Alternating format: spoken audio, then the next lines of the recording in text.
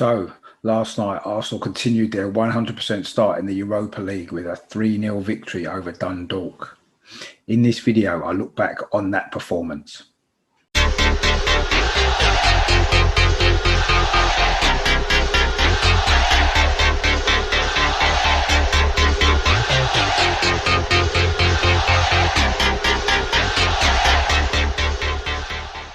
Hello, my name's Richard. Welcome back to my channel over and over and over again, which features everything to do with Arsenal. Now, in this video, I just want to look back on last night's good Europa League win against Dundalk at the Emirates.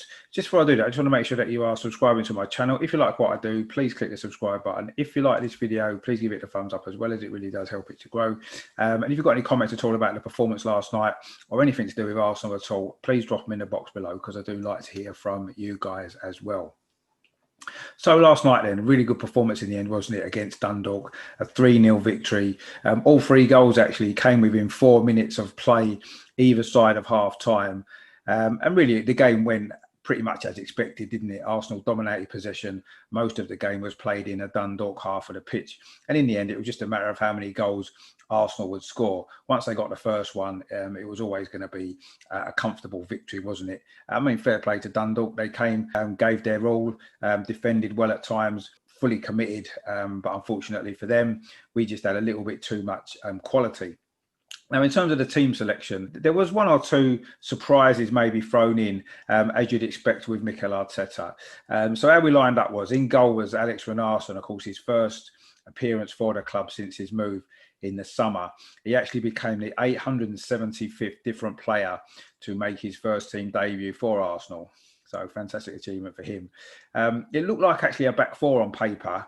Cedric Suarez was right back. The two centre backs were Squadron Mustafi and Said Kolasinac, with Maitland-Niles on the left. It then looked like a three in midfield with Xhaka, El Neni and Joe Willock.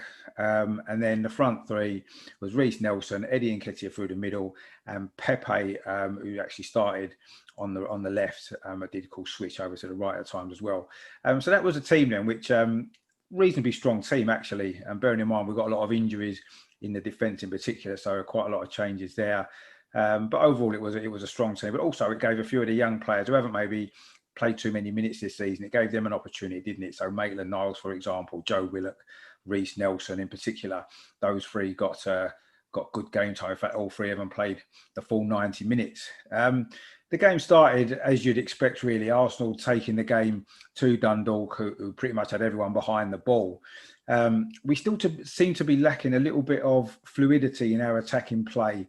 It was good to see Reiss Nelson. He was having a good game. He had a good game all the way through.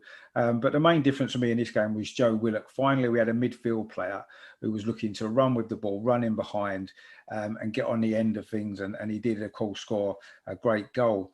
I mean, it did take us, didn't it, a long time to get going, really, in terms of a goal-scoring threat.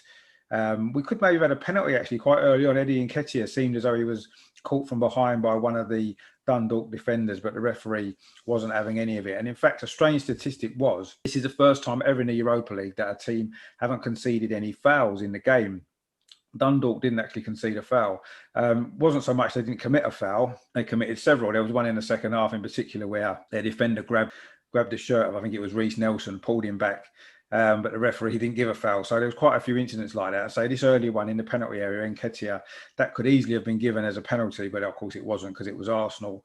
Other than that, really, we didn't create an awful lot for quite a long time. Reiss Nelson had a shot just past the post, a good effort, actually would have been a good goal. That's from about 25 yards. And then Willock did well down the right-hand side, stood across up to the far post, and Kolasinac came in and his header was tipped over the bar by the goalkeeper. But that was actually our first shot on target, which came after about half an hour. So it just shows how well Dundalk had defended, but also how lack of fluidity we had in our attacking play. We then finally got the goal, the first goal, 3 minutes before half time.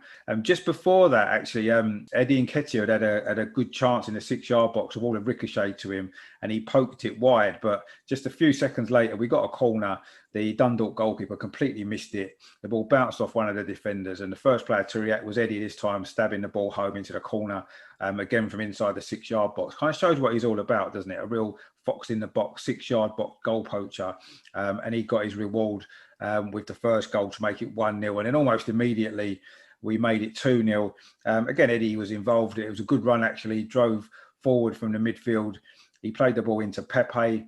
Pepe's shot was blocked, but it fell kindly to Joe Willock on the left of the penalty area. A nice first touch, opened his body up and curled it into the top corner. Really good finish, actually. And that made it 2-0 at half time, and fairly comfortable, really. In the second half, the game was all over within a minute of the restart. Actually, it was a great goal from Nicola Pepe. Willock was involved in the build-up, a nice ball across the penalty area. Pepe cut inside and actually shot with his right foot, curled it into the top corner. Actually, a really good finish to make it 3-0. And then it was just going to be a case of, could we get any more goals, really, to round the night off? We didn't, but it was a decent performance. We made a few substitutions towards the end as well. It was good to see Balogun get on as well, a young striker. He replaced Eddie 15 minutes to go, so he became the 876th player to make his first team debut.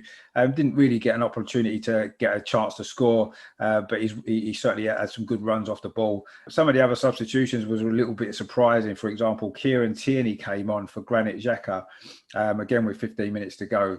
I'm not quite sure why he was brought on. If you're resting Granit Xhaka for Sunday, fair enough, but Kieran Tierney with his muscle issues and stuff like that, I don't know if that was such a good idea to have brought him on. But anyway, he came on for the last 15 minutes.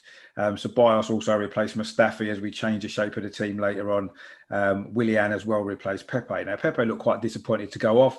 He'd had a decent enough game, scored a good goal, and he probably does need a run of games in the team. But even in this game, he scored a goal. But sometimes it is very frustrating, isn't he? He's clearly got ability. And he showed that with the goal and a few other nice bits and pieces in the game, but he doesn't seem to be able to do it consistently enough. Will he play on Sunday? We'll have to wait and see. That'll be for another video. I mean, overall then, it was a good performance. I was really pleased with a lot of the young players. Willock in particular, what a fantastic performance that was. So it was good to see a midfield player actually looking to break the lines and running behind. He scored a goal, a great goal as well. He got an assist for the third goal, and he was clearly man of the match. A brilliant performance by him. Has he done enough to get a game on Sunday? We'll have to wait and see.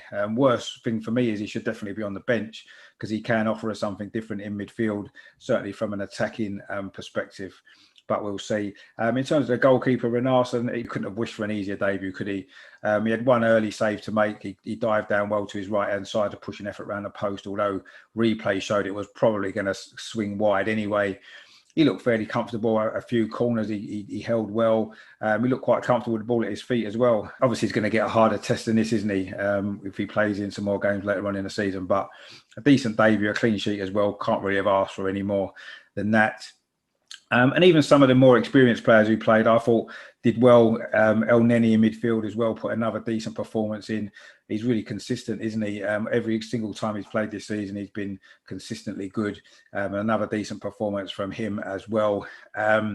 Mustafi didn't do too badly, not really put under pressure defensively, and Kolasinac as well. Again, all of our defenders had it quite easy, really. Very interchangeable, actually. At one point, it looked like the midfield three of Xhaka, El Neni and Ceballos, when he came on, seemed like they were almost playing as the back three at times, and the fullback, Cedric and Maitland-Niles were really pushing on. Cedric put in some good deliveries from the right-hand side, actually, at times, got forward well. He seems to get a lot of criticism, but he's a decent squad player for us, and he can certainly do a job when needed. I expect Bellerin will come back in at the weekend, though. Maitland-Niles, again, he's popping up in the centre midfield at times, despite sort of starting as a left-hand sided defender. He had a fairly quiet game, actually, but he did all right. Everyone played well, but it was obviously a comfortable game against limited, shall we say, opposition in Dundalk. So that's that then. A good 3-0 victory in the end. Keeps up a 100% record in the Europa League. Puts us on track to qualify out of the group stage. Of course, next week we're at home again to the Norwegians mould. So that'll be another test. But I'm sure we should have enough to beat them. And then that'll put us in a really strong position, won't it? But of course, before all that, we've got the big game on Sunday, haven't we? Manchester United away at Old Trafford. Very, very difficult game that's going to be. We're going to have to be at our best, aren't we, to get anything out of that. And I believe we're going to have to be a little bit more, take a few more risks in our attacking play, certainly, than we have done in the last couple of Premier League games, certainly than that. Last night, I'll say, it was a good run out. I'm not sure there's going to be too much to read into Sunday. I think there'll be a lot of changes. But we'll see what happens. It's going to be a good game Sunday anyway, isn't it? So that's that there then. Thanks for watching the video. If you've got any comments at all about the game last night, Joe Willock in particular had a great game, didn't he? So let me know what you thought of his performance. Let me know what you think of the build up to the game on Sunday as well. Obviously, it's going to be a completely different side, isn't it? If you haven't done so already, please subscribe to my channel. There's a lot of good stuff coming up. I've got a Manchester United preview show tonight with Danny from Devil in the Detail. Manchester United fans coming on. We're going to have a chat about the game Sunday. Obviously, to get a Manchester United perspective on it all as well, which will be good. That's coming up at 7 o'clock tonight on the channel. Also, tomorrow I'll be releasing my full preview video of the Manchester United game. And then, of course, there'll be coverage on Sunday. I'm not sure whether I'll be doing a watch along yet, but I'll definitely be on a watch along somewhere. And that'll be that. And then, obviously, Monday, I'll do a full review of the Man United game as well. So stay tuned to the channel. Lots of good stuff coming up. And, of course, in the meantime, as always, come on, you Gunners!